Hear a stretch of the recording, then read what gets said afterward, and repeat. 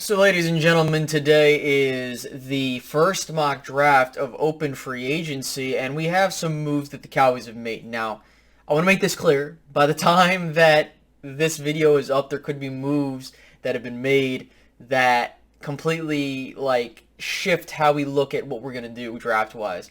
And some of those moves have already been made. You know, you have Gallup coming back. Cooper is gone. They decided to bring Schultz back on that franchise tag, which is yet to be determined if he's here long term. But based off of what we're hearing, he should be back long term. But the point that I'm trying to get at is that moves are being made that will impact how we attack the draft. So you're going to start seeing a lot of these mock drafts that I do on a weekly basis get weirder and weirder probably, or just more stale. But with that being said, before we get started, if you could like the video, that'd be greatly appreciated. It doesn't take too long to do. Helps the video do better in YouTube's algorithm. On top of that, subscribe if you're new. There is a good chance you're not subscribed. Over 70% of you guys watching are not. So if you are not, hit the big red button down below, subscribe, and hit the notification bell while you're there.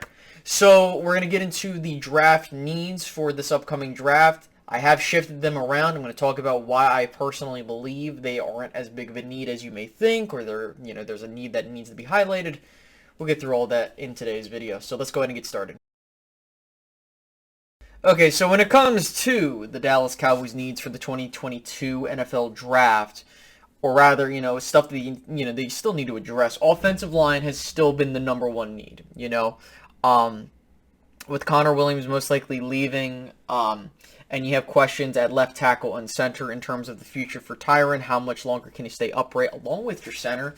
Which, listen, Tyler Biadasz isn't terrible. It's just you have to look at it in the sense of, you could upgrade there. And I think that you definitely should if you had the opportunity. But I think for me, the biggest thing is you need to plug up that left guard spot. From what we're hearing, La'el Collins could be out as well. So that means that then tackle could end up being a secondary issue down the road. But we'll wait and see in what happens. But ultimately, offensive line is still your number one need, specifically the interior at left guard and center.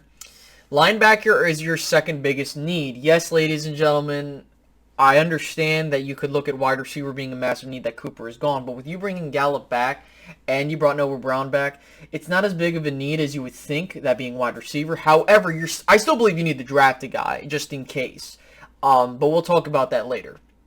But linebacker is a massive need. Primarily, once again, Jabril Cox and Micah Parsons are the only guys that are still under contract. They've gone on record and say Luka Gifford and Francis Bernard will not be back on their tendered deals. They could be still coming back, but based off of that indication, unless it's on a cheaper deal, they're not bringing them back. Van Der Esch, haven't heard anything about him. And Keanu Neal is most likely gone. So, again, when you only have two guys there, you're going to need to bring some more guys in. So, for me, linebacker is the second most important need that the Cowboys have to address. Safety is next. Even if you bring Jaron Kearse back, I think you need to... If you could bring back him and Malik Hooker, that'd be awesome. Because I think those two guys make a really good safety room, even though you could upgrade there. I think Jaron Kearse gives you that flexibility and leadership that you're going to need. But I still think you're going to need to draft someone in that room. Edge is going to be a need. Specifically because with Randy Gregory, if he does not come back, and then you decide to bring back Dorrance Armstrong, you're going to need someone in there to be a solid rotational player.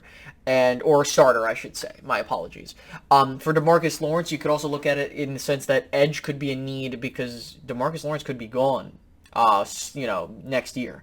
So they could just be like, all right, let's just play with DeMarcus Lawrence this year, and then we'll cut him the following year. But that's what you could see happening. But if I'm the Dallas Cowboys, I would say an edge is important, and a wide receiver is there. Those are going to be the 5 necessary positions that the Dallas Cowboys have to address this offseason, okay? Now we go to secondary needs. These are needs that the Cowboys don't really have to touch on, but like maybe backups and stuff like that. Start off, tight end I think is going to be one of the bigger ones. I think that, you're going to need someone as of the moment right now. If Dalton Schultz comes back on a long-term deal, I would say that tight end ends up not becoming a need anymore, but that's still a thing. Running back, because Tony Pollard is entering the last year of his contract, and I don't see him coming back. And also Zeke, when you look at Zeke, there could be a possibility he's going next year unless the Cowboys decide to touch his contract again, which I doubt. So Zeke could probably be gone next year. unless he has a really good year. Defensive tackle and kicker follow there. Defensive tackle, I think you could do better than what you're at there. You don't really have a stud guy that you can just plug in there and be like, yeah, that's the guy. Maybe Osa, but I think that you need one more guy in there.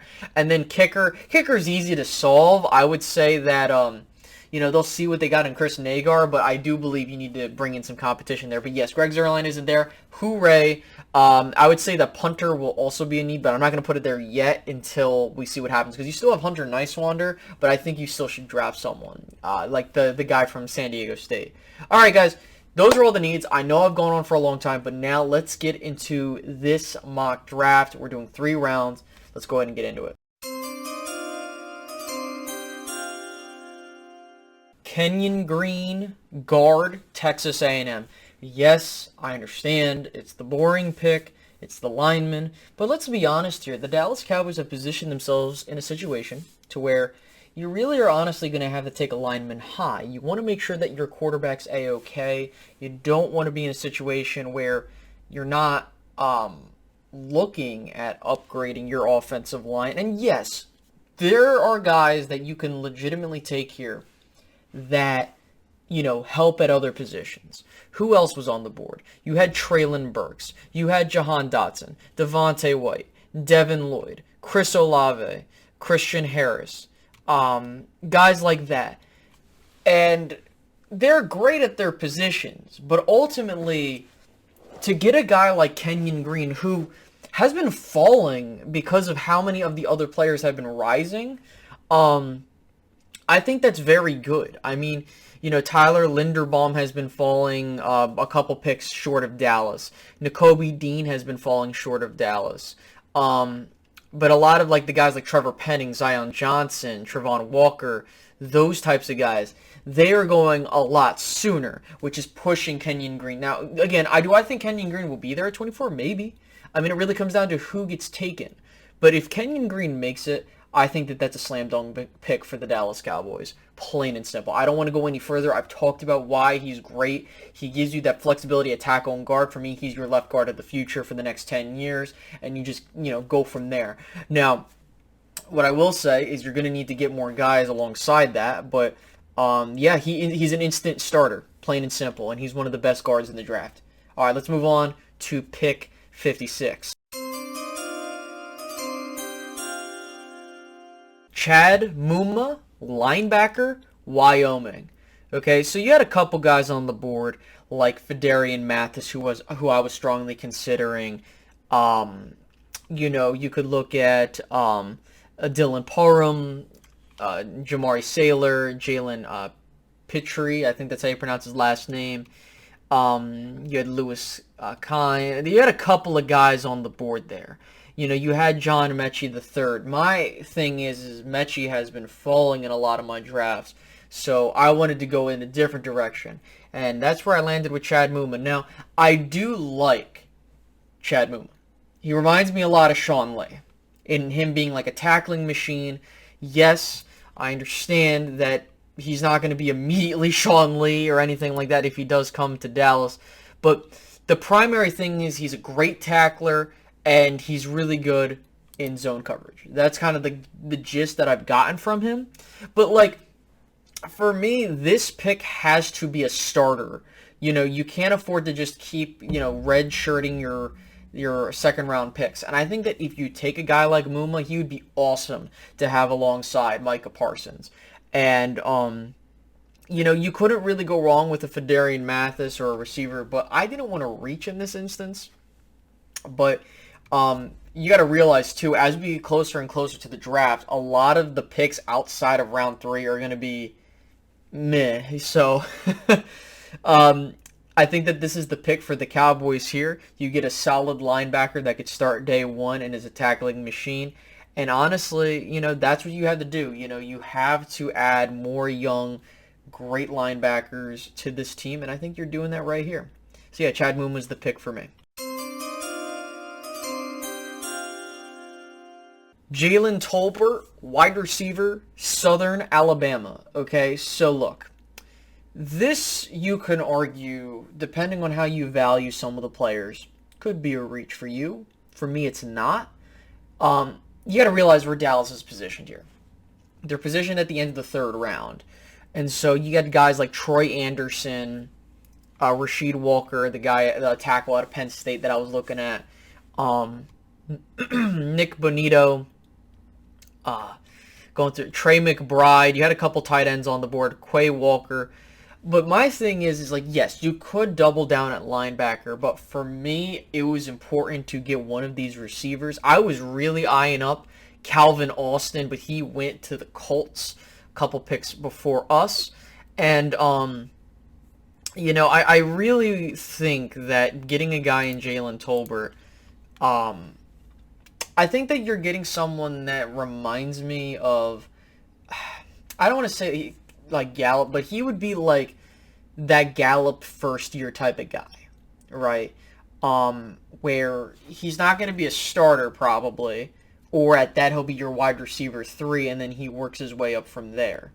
I think that, and keep in mind, not that I just think this as well. The Cowboys have been interested in Jalen Tolbert. They met with him several times, and I think that him and Christian Watson out of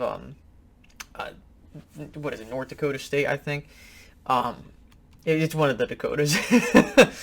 But they really like him, and I think that if you were the Cowboys and he's there in the third round, you kind of have to think, okay, do you take him or do you just go somewhere else?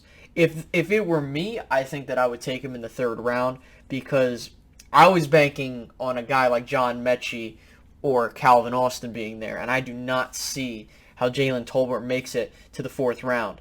But yeah, I really do like this pick. I think that the Cowboys, in totality, now that we go through the whole draft, you get a lineman that could start day one for you, and you have a guy that's going to protect your quarterback. Then you have a linebacker who is a tackling machine that you pair alongside your dynamic linebacker and Micah Parsons. And then with Jabril Cox coming back into the fold, you now have some guys that are young and kind of go into that Dan Quinn system. And then finally you have Jalen Tolbert, who, while albeit could be a guy that's not an immediate starter, or more specifically, he's not going to be one of your main guys.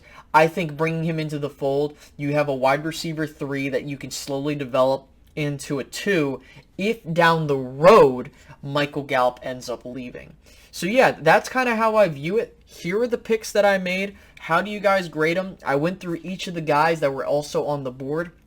I mean, you really couldn't go wrong in this instance. I know I don't like taking individuals over and over and over again because I know it gets boring.